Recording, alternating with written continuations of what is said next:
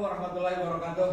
Waalaikumsalam warahmatullahi wabarakatuh. Selamat siang anak-anak. Selamat bertemu lagi dengan Bapak, yaitu dengan pelajaran sejarah kebudayaan Islam. Dan sebelum kita memasuki materi, alangkah baiknya kita baca doa dulu sama-sama.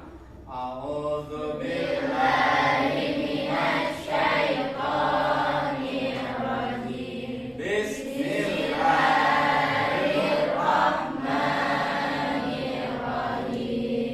Asyhadu an la ilaha illallah wa asyhadu anna Muhammadar Rasulullah. Radina billahi rabba wa bil islami dina wa bis sayyidina Muhammadin nabiyya wa rasulah. Allahumma rabbana zidna ilman nafi'an warzuqna fahman wasi'an birahmatika ya arhamar rahimin. Amin. Alhamdulillahirabbil alamin. Mudah-mudahan dengan doa yang kita ucapkan barusan, kita mendapatkan hidayah darinya. Lanjut. Sebelumnya kehadirannya hari ini Alif, Alia, Anastasia, Cindy, Debbie, Jikra, Eli Fadilah, Pani Aulia, Elia Rahma, Malik Setia, Pahman, Fajar, Putri, Reksa Alifa, Rudiansyah, Saskia, Adinda Jahra, Sela Salisabila, Silvia.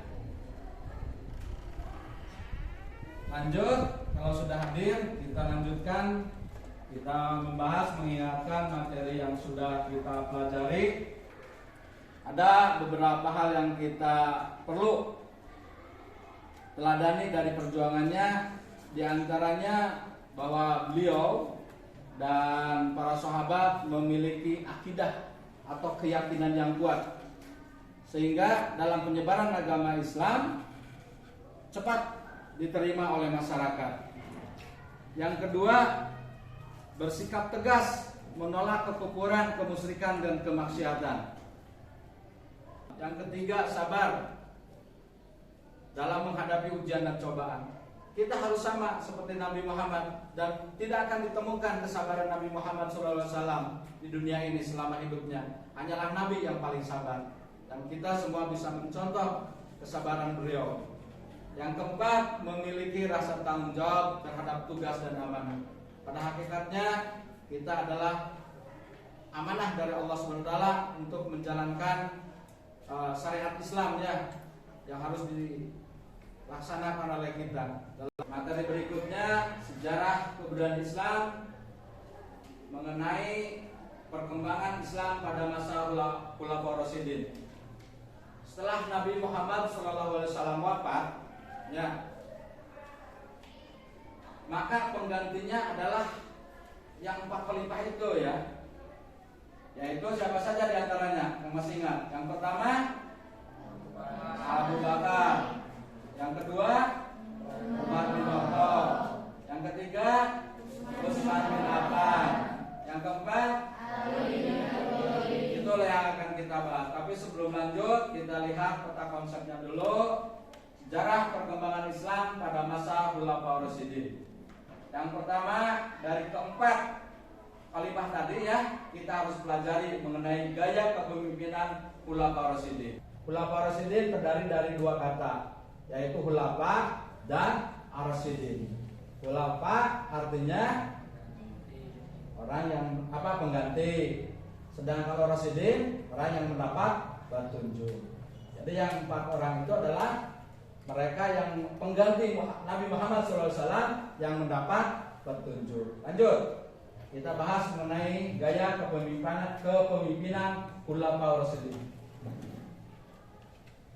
Setelah Rasulullah SAW wafat, kepemimpinan dilanjutkan oleh umat Islam, dipercayakan kepada Khulafaur Rasyidin. Saya, terus para Khulafaur Rasyidin memimpin dengan demokratis. Ya, demokratis. Ada yang masih ingat dengan barusan pelajaran PKN? Demokratis apa itu artinya? Demos dan kratos. Demos artinya ya. Kalau kratos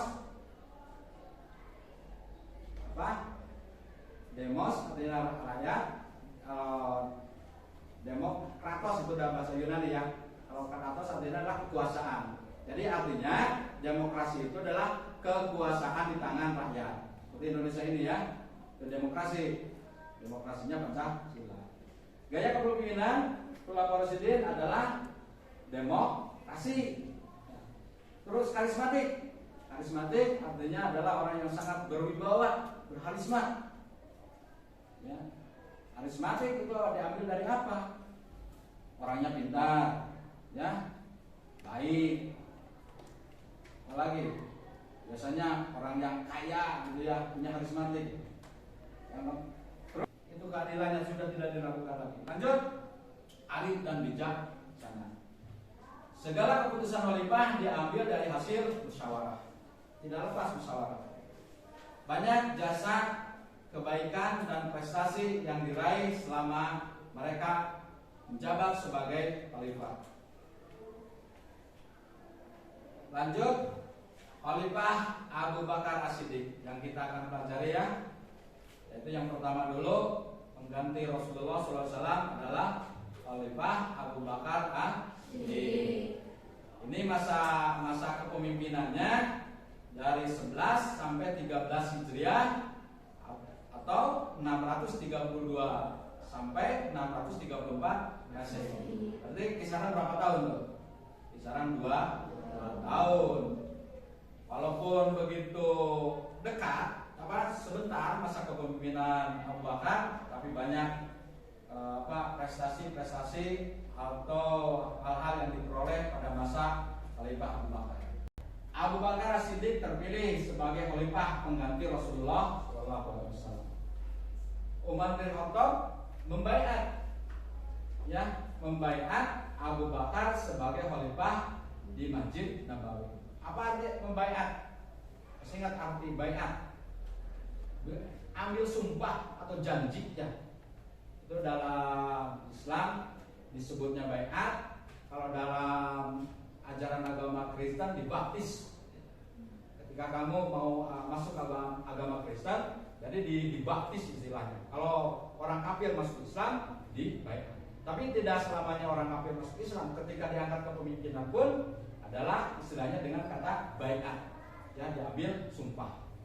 Kalau orang kafir masuk Islam, baiatnya membaca syahadat, asyhadu alla ilaha illallah wa asyhadu anna Muhammadar Rasulullah.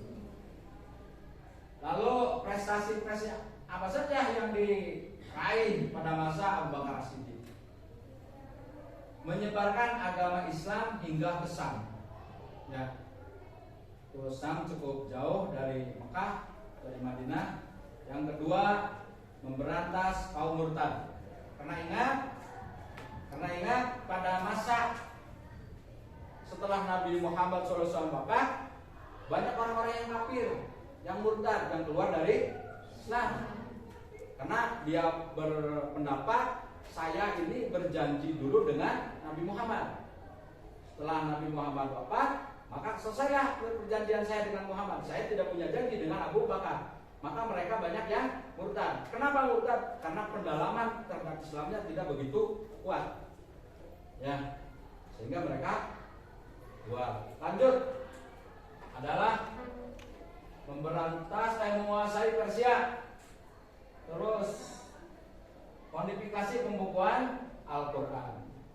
Ya, ini ada usulan dari Umar bin Khattab kepada Abu Bakar, kepada kepada khalifah untuk pembukuan Al-Quran. Jadi pembukuan Al-Quran semenjak Abu Bakar. Ingat ya, semenjak Abu Bakar dengan usulan Umar bin Khattab. Kenapa diusulkan? Karena pada waktu itu banyak penghafal Al-Quran, banyak yang gugur, banyak yang meninggal, banyak yang syahid. Lanjut. Prestasi apa ini? Khalifah Umar bin Khattab. Umar bin Khattab 13 sampai 23 Hijriah atau 634 sampai 644 Masehi. Lanjut. Prestasi Umar bin Khattab membentuk pemerintahan yang adil, berwibawa dan disegani. Kita ingat ya bahwa Umar bin Khattab itu orangnya yang sangat disegani, sangat ditakuti. Sebelum dia masuk Islam, sangat ditakuti. Tinggi besar, kaya raya, Umar bin Khattab itu pemberani dan sering membunuh orang sebelum masuk Islam. Setelah masuk Islam, Abu Bakar, Umar bin Khattab masih tetap bisa disegani. Memperluas kekuasaan Islam ke Afrika, ya, serta runtuhnya kerajaan Persia atau Romawi. Ya, benua Afrika yang kulit hitam itu ya. Jadi langsung bahkan sebelum disebarkan oleh Umar bin Khattab sudah disebarkan dulu ya. Waktu hijrahnya ke Habsyi, masih ingat? Habasyah. Ya. Itu udah, kalau sekarang disebut negara Ethiopia. Masuk benua Afrika. Dilanjutkan perjuangannya oleh Umar bin Khattab. Membangun Masjid Amr bin As, menetapkan kalender Islam. Itulah prestasi-prestasi Umar bin Khattab yang sampai sekarang kalender Islam dipakai oleh kita. Ya. Walaupun kenyataannya kita sering menggunakan kalender yang Masehi, Hijriah itu dilupakan. Ya. Hijriah itu mengambil dari kata apa itu? Mengambil dari kata hijrah. Jadi terhitung kalender Islam itu terhitung dari hijrahnya Nabi Muhammad SAW ke Madinah. Sebelum Madinah, negara itu atau kota itu disebut kota apa? Masih ingat nggak? Sebelum masuk Islam itu bukan Madinah itu. Setelah Islam dinamakan Madinah. Yasrib, pintar. Siapa namanya? Sip, bagus. Yasrib ya. Ingat Yasrib. Nah, jadi sejak hijrah mulailah terhitung kalender Islam. Ya, dan waktunya dari mulai maghrib. Ya, jam 18 sudah masuk tanggal. Kalau kalender Kalau kalender Masehi terhitungnya dari jam 12 malam lewat. Terhitung tanggal satunya. Kalau di Islam setelah maghrib. Lanjut. Itu hanya sebagai menambah wawasan aja untuk kamu ya. Umar bin Khattab dibunuh Abu Dulu, seorang mantan budak Persia. Umar ditusuk dengan belati yang beracun. Lanjut, kita memasuki khalifah yang berapa? Yang ketiga, Khalifah Utsman bin Affan yang membantu visi misi Islam dengan hartanya. Banyak ya. Yang memberikan unta 100 unta untuk perang apa itu? Perang anak, jadi dilakukan oleh Utsman. Yang memberikan air sumur ya kepada umat Islam. Tadinya dibeli dengan Yahudi, dibagi dua dengan harga yang sangat mahal. Itu Utsman memberikan semuanya untuk perjuangan Islam. Nah, ini adalah pada masa itu membentuk formatur ya, membentuk formatur. Sehingga tugas Majelis Syuro ini adalah menentukan khalifah jika Umar bin Khattab wafat atau meninggal. Setelah Umar bin Khattab meninggal dunia, diadakan musyawarah membahas pemimpin setelah Umar. Hasil musyawarah, menyatakan Utsman bin Affan sebagai khalifah pengganti Umar bin Khattab. Itu ketika pada waktu itu adalah 25 Hijriah 644 Masehi. Umar bin Khattab itu perluasan atau penguasaan di Syam itu belum selesai. Diselesaikan, dilanjutkan oleh pada masa Utsman bin Affan. Selanjutnya membangun armada laut. Ini yang paling pertama ya pada masa sejarah Islam adalah masa kepemimpinan Utsman bin Affan membentuk armada laut. Armada laut itu adalah terminal laut sekaligus sebagai pertahanan keamanan dan sekaligus untuk perjalanan perekonomian antar negara. Lanjut, mempertahankan dan memperluas daerah Islam. Kita bisa dibahas selanjutnya pada pelajaran selanjutnya ya, untuk daerah-daerah mana aja yang diperluas oleh masa Utsman. Terus yang ini nih, yang paling berkesan sampai sekarang, yaitu adalah menyempurnakan kodifikasi Al-Quran dan menyatukan perbedaan dalam pelafalan bacaan Al-Quran. Karena pada waktu itu, kenapa ini penyempurnaan? Ini yang pernah dikumpulkan dulu dari seluruh tulisan-tulisan yang berceceran, baik yang ada di kulit binatang, di pelepah korma, atau di batu-batu, tulisan-tulisan itu digabung. Yang sudah dikumpulkan pada masa Abu Bakar dulu digabung.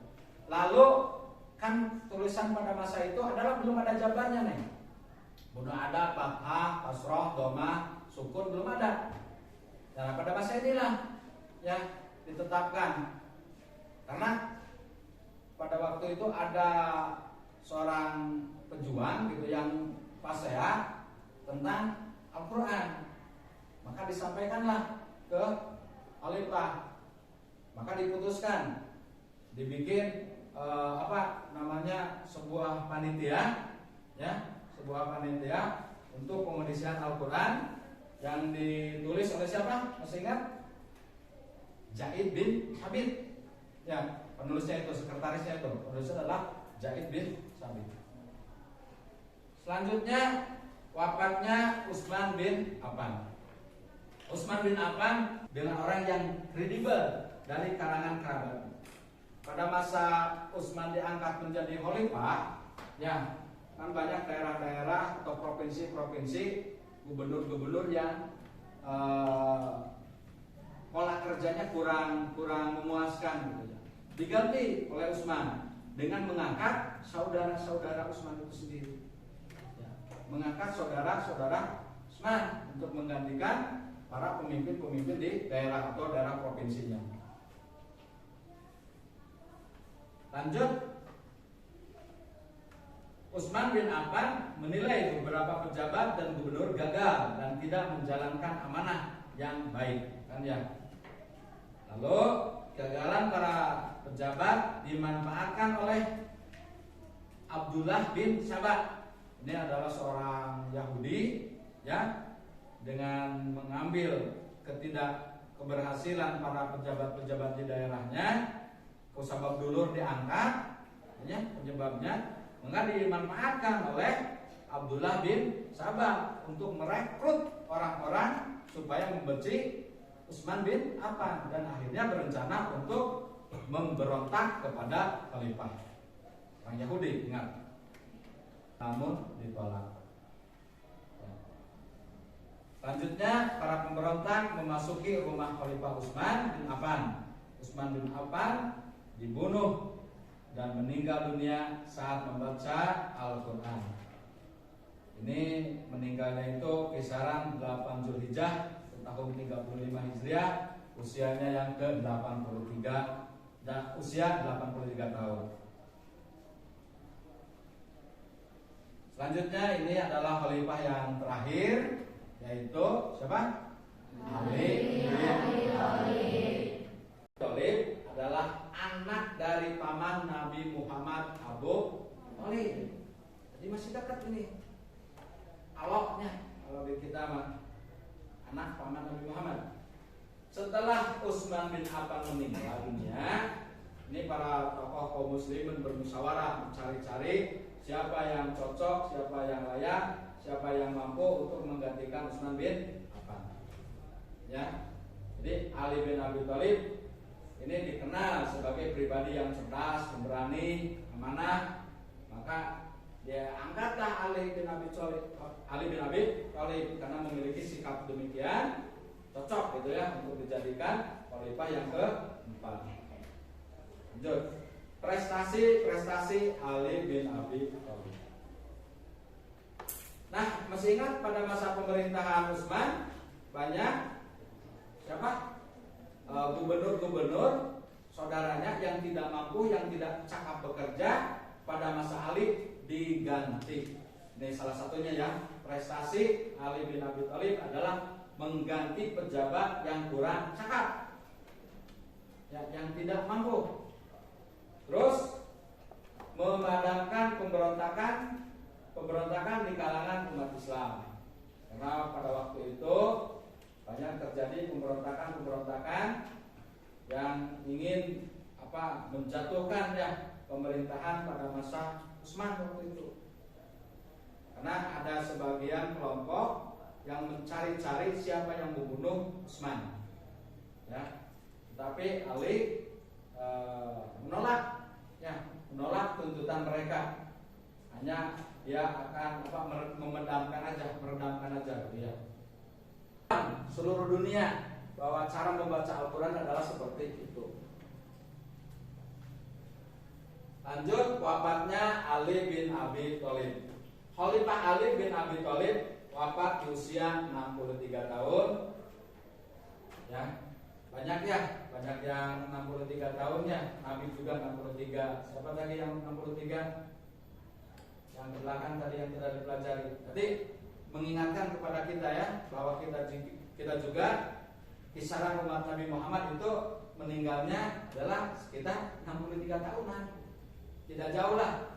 Adapun yang lebih itu adalah usia-usia emas ya untuk dipakai ibadah dengan benar. Namun usia 40 tahun kali itu sambil dan kene tidak ya. Tidak. Lanjut, Khalifah Ali bin Abi Thalib wafat dibunuh oleh Abdurrahman bin Muljam, seorang Khawarij ya, yang mengejar-ngejar, menuntut membunuh siapa yang mau tahu gitu siapa yang membunuh Utsman bin Affan. Lalu Khalifah Ali bin Abi Thalib dibunuh saat mengimami sholat subuh di Kufah, di Masjid Kufah. Khalifah Ali bin Abi Thalib wafat pada 21 Ramadan tahun 40 Hijriah. Masa kini ya, yaitu pemimpin-pemimpin yang memperjuangkan Islam gitu ya. Jadi kita perlu cari ibrah dari prestasi-prestasi yang dicapai oleh para khulafa Rasyidin. Di antaranya seluruh khulafa Rasyidin telah memimpin dengan penuh tanggung jawab atau amanah. Ya. Tegas, demokratis, karismatik, dan sikap mengedepankan kepemimpinan agama, yaitu kepentingan umum harus kita utamakan daripada kepentingan pribadi. Lanjut, para khulafa Rasyidin telah banyak berjasa dalam penyebaran dan kemajuan Islam. Ingat ya bahwa pada masa khalifah itu zaman itu adalah paling baik itu adalah zaman pada masa Rasulullah SAW. Yang kedua, zaman yang paling baik itu adalah zaman khulafa Rasyidin. Zaman paling bagus. Yang ketiga adalah zaman masa orang-orang yang soleh ya. Nah, semasa Umayyah dan Abbasiyah termasuk bagus. Zaman bagi akhir, bagi goreng zaman. Kualitas manusia itu semakin akhir semakin goreng. Kalau semakin goreng maka terjadilah kiamat. Ya. Kiamatnya itu adalah karena rusaknya dengan tangan-tangan manusia itu sendiri. Lanjut, prestasi-prestasi mereka layak menjadi contoh bagi para pemimpin selanjutnya dalam meningkatkan artinya kualitas keislamannya, ya, kualitas kita semua sebagai pengikutnya, ya, itu yang perlu kita ambil contoh dan meneladani gaya kepemimpinan Khulafaur Rasyidin, yaitu demokratis, dermawan, hidup sederhana, berani membela kebenaran dan tidak haus jabatan, merupakan gaya kepemimpinan Khulafaur Rasyidin. Kita contoh ya, kalau zaman sekarang subhanallah ya, sama jabatan itu mengejar-ngejar, sama harta apalagi. Pada masa Khulafaur Rasyidin tidak mengutamakan itu. Jadi yang mereka utamakan adalah kesejahteraan masyarakatnya. Ini tinggalkan. Nah, apa itu? Sholat harus diikuti dengan zakat. Rajin sholat, taat sholat, ya. Tetapi zakatnya ditinggalkan, sholatnya itu akan sia-sia. Yang kedua, taat kepada Allah, harus taat kepada Rasul. Taat kepada Allah akan sia-sia pula kalau kita tidak taat kepada Rasul. Yang terakhir, ya, yang terakhir itu adalah kepada orang tua. Kita bakti kepada Allah akan sia-sia kalau kita tidak bakti terhadap orang tua. Percuma. Jadi ini 3 hal yang harus diikuti oleh hal yang keduanya. Ya, diantaranya seperti itu yang tadi Bapak jelaskan. Ini ya, banyaklah contoh-contoh ya, kepentingan pribadi yang diutamakan, rakyat ditinggalkan, rakyat berencana berrekreasi. Banyak pejabat-pejabat seperti itu. Memiliki sikap berani dan tegas dalam membela kebenaran. Ini harus jadi contoh ya. Ulah sieun, ulah keeng. Ya, kalau kita benar, maju aja. Kalau kita benar, katakan saja. Lalu tidak menyalahgunakan wewenang atau jabatan untuk kepentingan pribadi dan keluarga. Banyak ya jabatan-jabatan yang diselewengkan karena dia menjadi memanfaatkan jabatan tersebut. Lanjut, sekarang khulasah. Khulafaur Rasyidin adalah pemimpin-pemimpin yang mendapat petunjuk. Yang kedua, Khulafaur Rasyidin terdiri dari Abu Bakar, siapa lagi? Umar bin Khattab, lalu Utsman bin Affan, Ali bin Abi Thalib. Karismatik, arif dan bijaksana. Iya. Udah kita ketahui lah bagaimana pemimpin demokratisnya Nabi Muhammad, demokratisnya Abu Bakar, Umar, Utsman dan Ali, bagaimana karismatiknya, bagaimana tanggung jawabnya. Lalu terjadi fitnah kurba pada masa Khalifah Utsman bin Affan sehingga Utsman bin Affan terbunuh. Ya, banyak mereka yang menginginkan membunuh Utsman pada waktu itu sehingga terpecahlah. Sejak itulah banyak timbulnya paham-paham dalam ajaran Islam, terutama setelah masa kepemimpinan Ali ya, itu harus lebih terpecah lagi. Dan sampai sekarang dalam sebuah hadis bahwa umat Islam itu terpecah menjadi berapa golongan? 73 golongan. Ya, jangan aneh, saya tiba kelana. Tapi kita tetap, mudah-mudahan kita selamanya menjadi ahli sunnah wal jamaah. Lanjut, prestasi-prestasi yang telah diraih, kualitas dan sebagai luasnya adalah peradaban umat Islam. Itulah materi-materi yang bisa Bapak sampaikan hari ini. Mudah-mudahan kita bisa mempelajarinya, memahaminya, dan terutama kita bisa menjadikan contoh dalam kehidupan kita sehari-hari ya. Karena ingat bahwa sejarah itu adalah sangat penting gitu ya. Al-Quran juga itu 1/3% adalah sejarah. Jadi perlu, jangan terpaku pada buku ini saja ya, membaca sejarah atau buku yang kurikulum 2013 atau 2013 yang sudah direvisi.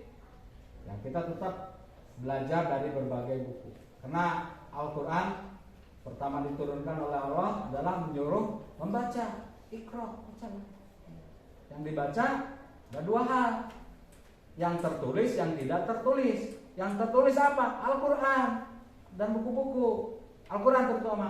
Yang tidak tertulis, diri kita, alam, semua, gunung, matahari, laut. Itu yang tidak tertulis, harus dibaca oleh kita, supaya kita lebih menambah keyakinan, keimanan ya terhadap Allah, menjadi hamba-hamba yang selamanya patuh terhadap ajaran Allah. Ya, meningkatkan pola belajarnya gitu ya. Dengan belajar sejarah tentu akan meningkatkan belajar pada materi atau pelajaran-pelajaran yang lainnya. Ya, jadi sejarah itu adalah sebagai motivasi untuk belajar kepada pelajaran yang lainnya, baik akidah, baik fikih, Quran hadis, bahasa Arab, dengan sejarah ya.